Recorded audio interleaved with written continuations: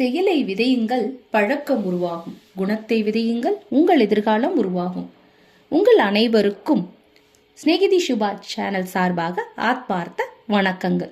இது உங்கள் தோழி சுபலட்சுமி முத்துக்குமரன். சிவபெருமான வழிபடுறவங்களுக்கு மகா சிவராத்திரி ஒரு பிரம்மாண்டமான பண்டிகை. இது சிவனுக்கு உரிய நாள். இந்த நாள்ல நிறைய நிகழ்வுகள் நடக்கும்.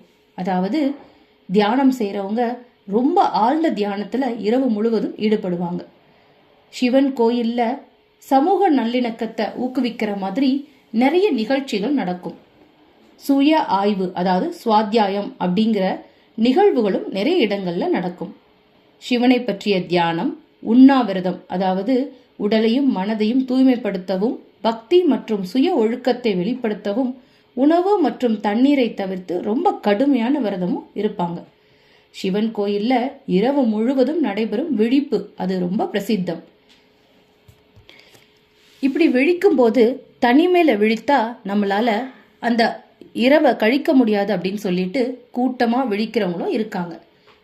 இந்த நடைமுறைகள் பக்தர்கள் தெய்வீகத்துடன் இணைவதற்கும் ஆசிர்வாதங்களை பெறுவதற்கும் ஆன்மீக வளர்ச்சி மற்றும் சுய உணர்தல் பயணத்தை தொடங்குவதற்கும் ரொம்ப உதவியா இருக்கு. மகா சிவராத்திரிக்கு பின்னால உள்ள புராணம் நிறைய கதைகளை உள்ளடக்கியது. அவற்றில் சிவனின் பிரபஞ்ச நடனம், பார்வதியுடனான திருமணம், நெருப்பு தூணாக ஒரு லிங்கத்தின் தோற்றம் ஆகியவை இதுல அடங்கும். இந்த கதைகள் சிவனின் சக்தியையும் இருளின் மீது ஒளியின் வெற்றியையும் கொண்டாடதான் குறிப்பிட்டு சொல்லப்படுது. சிவராத்திரின்றது ஒவ்வொரு மாதமும் சந்திர மாதத்தின் 14வது நாள்ல கொண்டாடப்படும் ஒரு மாதாந்திர திருவிழா தான் இது. இருப்பினும் மகா சிவராத்திரின்றது ஆண்டுதோறும் மாசி மாதத்துல கொண்டாடப்படும் ரொம்ப குறிப்பிடத்தக்க ஒரு சிவராத்திரி. இதுல நிறைய ஆன்மீக முக்கியத்துவம் இருக்கு. ஏன்னா இந்த மகா சிவராத்திரி மட்டும்தான் பிரம்மாண்டமா கொண்டாடப்படுது. இரவு விழிப்பும் ரொம்ப பிரசித்தி பெற்றது. இந்த சிவராத்திரியோட தொடர்புடைய ஒரு கதையை மட்டும் நாம பார்க்கலாம். மகா சிவராத்திரி தினத்துல வியாதன் அப்படின்ற ஒரு வேடன் காட்டிற்கு வேட்டையாட போனானா. அவன் நாள் முழுதும் அலைஞ்சு பார்த்து ஒரு மிருகமும் கிடைக்கல. வேட்டைக்காரனுக்கு மிருகம் கிடைக்கலன்னா அன்னைக்கு குடும்பமே பசியா இருக்கும் இல்லையா? இது நினைச்சு வருத்தப்பட்டுக்கிட்டே வேடன் வழியில இருந்த ஒரு நீர்நிலையில நீர் பருகுனான்.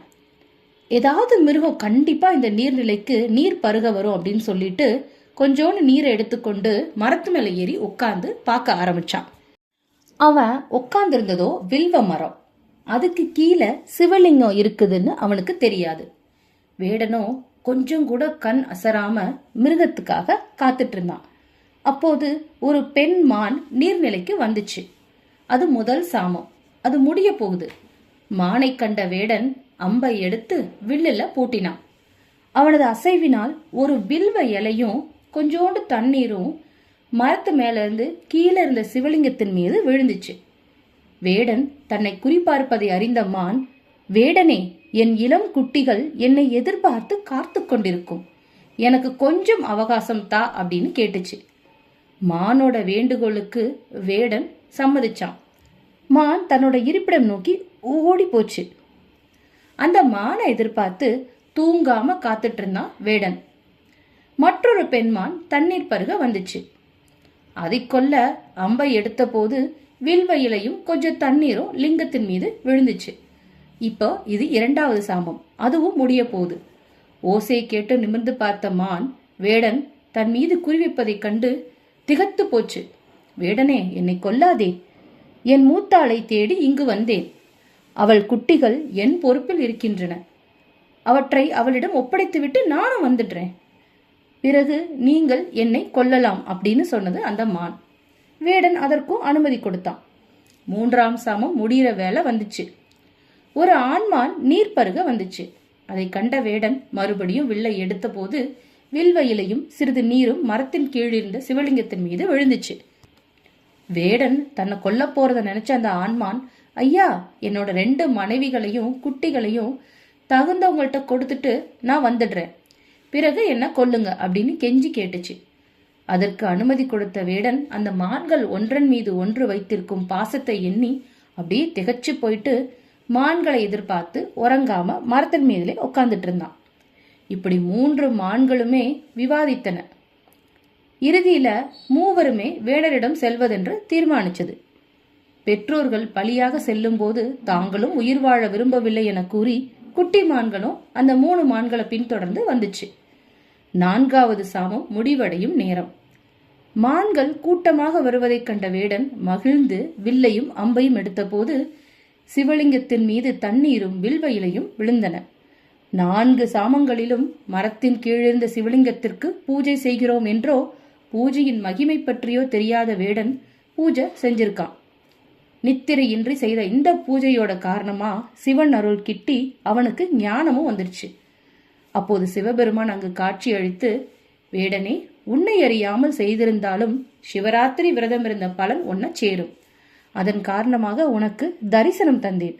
நீ வேண்டும் வரத்தை கேட்கலாம் அப்படின்னு சொன்னாரு.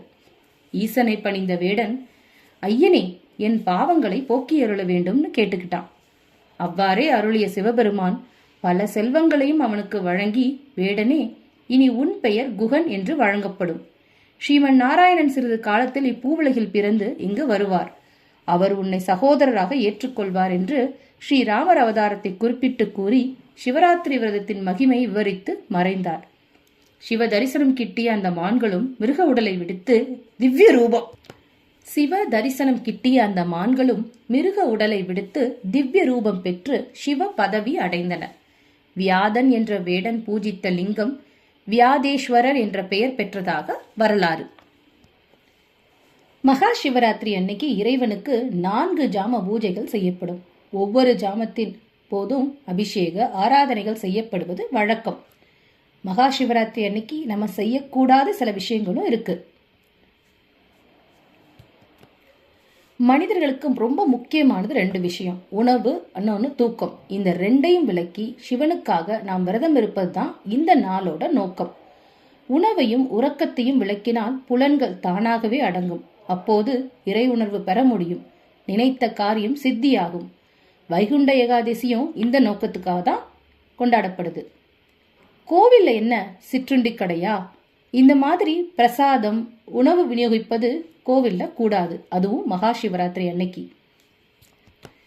இப்படி கோவில்ல உணவு பரிமாறி பிரசாதம்னு சொல்லி பசியை வெல்ல உதவாமல் வர்ற அடியார்களுக்கு அவங்க பசியாற்றி மகா சிவராத்திரி நோக்கத்தை கெடுத்து சாபத்தை பெற மாதிரி ஆயிடும்.